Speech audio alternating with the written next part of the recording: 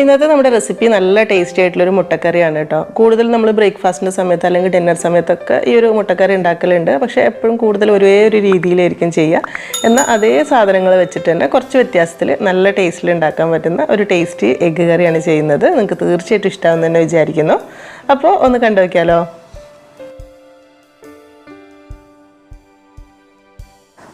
അപ്പോൾ ഈ ഒരു കറിക്ക് വേണ്ടിയിട്ട് ആദ്യം ഒരു പാനിലേക്ക് 1 ടേബിൾ സ്പൂൺ ഓയിൽ ഒഴിച്ചു കൊടുക്കുന്നുണ്ട്.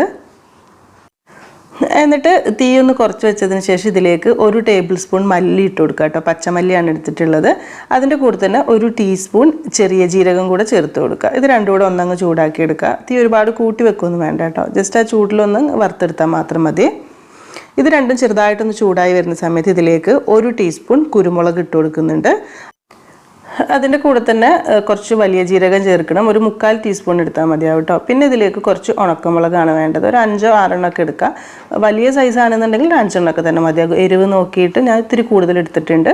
പിന്നെ ഒരു 2 ഗ്രാമ്പു, അത് മാത്രം മതി കേട്ടോ. കൂടുതലൊന്നും വേണ്ട, കറക്റ്റ് ഫ്ലേവർ ആയിരിക്കും. എന്നിട്ട് ഇതെല്ലാം കൂടെ ചേർത്തിട്ട് ചെറിയ തീയിൽ ചെറുതായിട്ടൊന്ന് ചൂടാക്കി എടുക്കുക.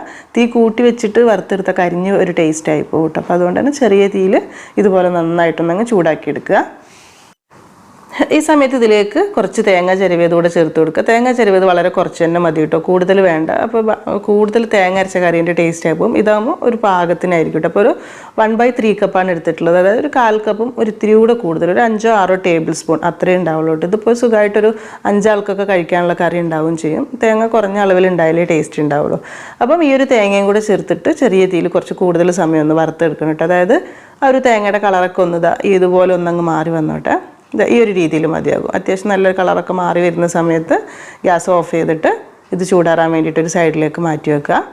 എന്നിട്ട് ചൂടാറുന്ന സമയത്ത് മിക്സിയിലിട്ടിട്ട് നല്ല പേസ്റ്റ് ആക്കിയിട്ട് അരച്ചെടുത്ത് വെക്കണം. അപ്പോൾ ആദ്യം ഒന്നങ്ങ് പൊടിച്ചെടുത്തിട്ട് പിന്നെ കുറച്ച് വെള്ളവും കൂടെ ചേർത്തിട്ട് അരയ്ക്കുകയാണെങ്കിൽ എളുപ്പത്തിൽ കഴിയും കേട്ടോ. അപ്പം ഈ ഒരു പേസ്റ്റ് ഒരു സൈഡിലേക്ക് മാറ്റി വെക്കാം. പിന്നെ ആദ്യം തന്നെ കറിക്ക് ആവശ്യമായിട്ടുള്ള കോഴിമുട്ട പുഴുങ്ങിയെടുത്തിട്ട് തൊലിയൊക്കെ ഒന്ന് മാറ്റിയെടുത്ത് വെച്ചിട്ടുണ്ടായിരുന്നു. അപ്പം ഇതെടുക്കുന്ന സമയത്ത് ഇതുപോലെ ഒന്ന് കത്തി വെച്ചിട്ട് വരയിട്ട് കൊടുക്കുകയാണെങ്കിൽ നന്നായിരിക്കും. എപ്പോഴും നമ്മൾ ചെയ്യുന്നതിന് വ്യത്യാസമായിട്ട് ഇപ്പോൾ ഞാൻ മീനൊക്കെ വരയുന്ന പോലെയാണ് കേട്ടോ. ഒരു ഭംഗിക്ക് വേണ്ടിയിട്ട് ഇങ്ങനെയാണ് വരഞ്ഞിട്ടുള്ളത്. അപ്പോൾ 5 എണ്ണം ഇതുപോലെ തന്നെ ചെയ്തിട്ട് ഒരു സൈഡിലേക്ക് മാറ്റി വെക്കാം. ഇനി ഒരു പാൻ ചൂടാക്കി അതിലേക്ക് ഒരു 2 3 ടേബിൾ സ്പൂൺ ഓയിൽ ഒഴിച്ചു കൊടുക്കുക. ഓയിൽ നന്നായിട്ട് ചൂടാകുമ്പോൾ തീ നല്ലോണം ഒന്ന് കുറച്ച് വെക്കുക. എന്നിട്ട് അതിലേക്ക് ഒരു 1/2 ടേബിൾ സ്പൂൺ കാശ്മീരി മുളക് പൊടി ഇട്ട് കൊടുക്കുക. അതിൻ്റെ കൂടെ തന്നെ ഒരു 2 നുള്ള് മഞ്ഞൾപ്പൊടി ഇട്ട് കൊടുക്കുന്നുണ്ട്. ഒരു 3-4 നുള്ള് ഉപ്പ് ഇട്ട് കൊടുക്കുക കേട്ടോ. എന്നിട്ട് ഇത് ചെറിയ തീയിലൊന്ന് ചൂടാക്കി എടുക്കണം. തീ ഒരിക്കലും കൂടി പോകരുത്. കാരണം മുളക് പൊടി കരിഞ്ഞു കഴിഞ്ഞാൽ കറിയുടെ ടേസ്റ്റ് മൊത്തത്തിൽ മാറിപ്പോകും. ഈ ഒരു മുളക് പൊടി ഈ ഒരു എണ്ണയിൽ തന്നെയാണ് നമ്മൾ ബാക്കി കാര്യങ്ങൾ ചെയ്യുന്നത് കേട്ടോ. അപ്പോൾ അതുകൊണ്ടാണ്. എന്നിട്ട് ഇതിലേക്ക് നമ്മൾ പുഴുങ്ങി വെച്ചിട്ടുള്ള മുട്ട എല്ലാം ഇട്ട് കൊടുത്തിട്ട് ഒന്നങ്ങ് വറുത്തെടുക്കുക. ഒരു 2-3 മിനിറ്റ് നല്ലോണം അങ്ങ് ഇളക്കിയെടുത്ത് കഴിഞ്ഞാൽ ഇതുപോലെ ആയി കിട്ടും. അപ്പോൾ ആ ഒരു മുളക് പൊടിയുടെ ഒക്കെ ടേസ്റ്റ് എഗ്ഗിലേക്കൊന്ന് പിടിക്കാൻ വേണ്ടി മാത്രം കേട്ടോ. ഇത് റെഡിയാവുന്ന സമയത്ത് നമുക്ക് മുട്ട കോരിയിട്ട് ഒരു സൈഡിലേക്ക് എടുത്ത് വെക്കാം. ഇനിയിപ്പോൾ നമ്മൾ ഈ മുട്ട വറുത്തെടുത്തിട്ടുള്ള എണ്ണയിലേക്ക് തന്നെയാണ് ബാക്കി കാര്യങ്ങൾ ചെയ്യുന്നത്. അപ്പോൾ ആദ്യം മീഡിയം സൈസിലുള്ള 2 സവാള ഇതുപോലെ ഒന്ന് കൊത്തി എരിഞ്ഞിട്ടാണ് ഇട്ട് കൊടുക്കുന്നത്. അതിൻ്റെ കൂടെ തന്നെ ഒരു 2 3 പച്ചമുളക് ഇതുപോലെ ചെറുതായിട്ട് മുറിച്ചിട്ട് കൊടുക്കുന്നുണ്ട്. പിന്നെ കുറച്ച് കറിവേപ്പില ഇട്ട് കൊടുക്കാം. എന്നിട്ട് ഇതെല്ലാം കൂടെ ചേർത്തിട്ട് നന്നായിട്ടൊന്ന് വഴറ്റിയെടുക്കണം. അപ്പം ഒരുപാട് തീ കൂട്ടി വെച്ച് ചെയ്യേണ്ട. കാരണം നമ്മൾ ആ മുളക് പൊടി കരിഞ്ഞു പോകരുത് കേട്ടോ. ആദ്യം പറഞ്ഞ പോലെ തന്നെ മുളക് പൊടി കരിഞ്ഞു കഴിഞ്ഞാൽ കറിയുടെ ടേസ്റ്റ് മാറും. ശരിക്കും ഇങ്ങനെ എണ്ണയിൽ വറുത്ത മുളക് പൊടിയിൽ ഉള്ളിയൊക്കെ വറുത്തെടുത്ത് ചെയ്യുന്ന സമയത്ത് നല്ലൊരു കളറും കറിക്ക് കിട്ടും, നല്ലൊരു ടേസ്റ്റും ആയിരിക്കും കേട്ടോ. അപ്പോൾ അതുകൊണ്ടാണ് ഇങ്ങനെ ചെയ്യുന്നത്. അപ്പോൾ അത്യാവശ്യം ഇങ്ങനെ വഴന്ന് വരണം. അപ്പോൾ അതിന് മുൻപായിട്ട് ഈ ഒരു ഉള്ളിലേക്ക് ആവശ്യത്തിനുള്ള കുറച്ച് ഉപ്പും കൂടെ ചേർത്ത് കൊടുത്തിട്ട് വേണം കേട്ടോ നല്ലോണം വഴറ്റിയെടുക്കാനായിട്ട്.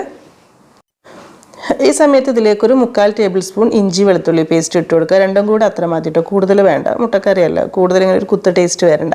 അപ്പോൾ അത് ചേർത്തിട്ട് വേണം ബാക്കിയൊന്ന് വഴറ്റിയെടുക്കാനായിട്ട്. ആ ഒരു പച്ചമണം ഒന്ന് മാറിക്കോട്ടെ. അത് കഴിയുമ്പോൾ ഇതിലേക്ക് ഒരു 2 3 ടേബിൾ സ്പൂൺ മല്ലിയില ചെറുതായി മുറിച്ചതുകൂടെ ചേർത്ത് കൊടുത്തിട്ട് വഴറ്റിയെടുക്കണം കേട്ടോ. മല്ലിയില ഇതിലേക്ക് നന്നായിട്ട് വഴറ്റി തന്നെ എടുക്കുന്നുണ്ട്, അത് വേറെ ടേസ്റ്റ് കിട്ടാൻ വേണ്ടിയിട്ട്. എല്ലാം കൂടെ ചേർത്തിട്ട് ഇതുപോലെ നന്നായിട്ട് വഴന്ന് വരുന്ന സമയത്തിന് ഇതിലേക്കുള്ള മസാലപ്പൊടികൾ ഇട്ട് കൊടുക്കുക. അപ്പോൾ തീ നല്ലോണം ഒന്ന് കുറച്ച് വെക്കുക. കാര്യമായിട്ട് മസാലയൊന്നുമില്ല കേട്ടോ. ഒരു 1/4 ടീസ്പൂൺ മഞ്ഞൾപ്പൊടി ഇട്ട് കൊടുക്കുന്നുണ്ട്. അതിൻ്റെ കൂടെ തന്നെ ഒരു 1/2 ടീസ്പൂൺ കാശ്മീരി മുളക് പൊടി തന്നെയാണ് കേട്ടോ ചേർത്ത് കൊടുക്കുന്നത്. നല്ല എരിവ് വേണമെന്നുണ്ടെങ്കിൽ സാധാ മുളക് പൊടി എടുത്താലും കുഴപ്പമില്ല. നമ്മളിപ്പോൾ ഓൾറെഡി വറ്റൽമുളക് ഉണക്കമുളക് എടുത്തിട്ടുണ്ടല്ലോ ആദ്യം. അപ്പോൾ ഇതുകൂടെ ചേർത്ത് കൊടുത്തിട്ട് എല്ലാം കൂടെ നല്ലോണം വഴറ്റുക, പച്ചമണം മാറുന്നത് വരെ. അത് കഴിഞ്ഞിട്ട് ഇതിലേക്ക് അത്യാവശ്യം വലിയ ഒരു തക്കാളി മിക്സിയുടെ ജാറിലിട്ട് നല്ല അരച്ച് പേസ്റ്റാക്കി എടുത്തിട്ടുള്ളതാണ് കേട്ടോ. അപ്പോൾ അത് ഇതിലേക്ക് ഒഴിച്ചു കൊടുക്കുന്നുണ്ട്. അതിൻ്റെ കൂടെ വേണമെന്നുണ്ടെങ്കിൽ ഒരു ടീസ്പൂൺ ടൊമാറ്റോ കെച്ചപ്പ് കൂടെ ചേർത്ത് കൊടുക്കാൻ നിർബന്ധമില്ല. അപ്പോൾ ഈ ഒരു തക്കാളി ചേർത്ത് കഴിഞ്ഞാൽ നല്ലോണം വഴറ്റിയെടുക്കണം. ആ ഒരു പച്ച ചുവയൊക്കെ ഒന്ന് മാറിയിട്ട് എണ്ണയൊക്കെ ഒന്ന് തെളിഞ്ഞ് വന്നോട്ടെ. തക്കാളിയൊക്കെ നല്ലോണം വഴന്ന് മസാല ഈ ഒരു രീതിയിലാവുന്ന സമയത്ത് ഇനി നമ്മൾ ആദ്യം അരച്ച് മാറ്റി വെച്ചിട്ടുള്ള ഒരു തേങ്ങ മസാല കൂട്ടുണ്ടല്ലോ, അത് മുഴുവനായിട്ട് ഇതിലേക്ക് ഒഴിച്ചു കൊടുത്തിട്ട് നല്ലോണം മിക്സാക്കി എടുക്കുകയാണ് ചെയ്യുന്നത്. എന്നിട്ട് ഇതിലേക്ക് ആവശ്യത്തിനുള്ള വെള്ളവും കൂടെ ഒഴിച്ചു കൊടുക്കുക. ആദ്യം 1 കപ്പ് ഒഴിച്ചു കൊടുത്തിട്ട് നല്ലോണം ഒന്ന് മിക്സാക്കി നോക്കുക. എന്നിട്ട് വേണമെന്നുണ്ടെങ്കിൽ 1 കപ്പും കൂടെ ഒഴിച്ചു കൊടുക്കുക കേട്ടോ. അത്യാവശ്യം പാകത്തിനുള്ളൊരു ഗ്രേവി. കുറച്ച് സമയം ഒന്ന് തിളയ്ക്കുമ്പോൾ അപ്പോൾ ഒന്നുകൂടെ കുറുക്കിക്കോളൂ. എന്നാലും ഒരുപാട് വെള്ളം പോലെ ആയി പോകും വേണ്ട. ഈ സമയത്ത് ടേസ്റ്റ് നോക്കിയിട്ട് ഉപ്പ് വേണമെന്നുണ്ടെങ്കിൽ കുറച്ചുകൂടി ഇട്ട് കൊടുത്തിട്ട് നല്ലോണം ഒന്ന് മിക്സാക്കി എടുക്കുന്നുണ്ട്.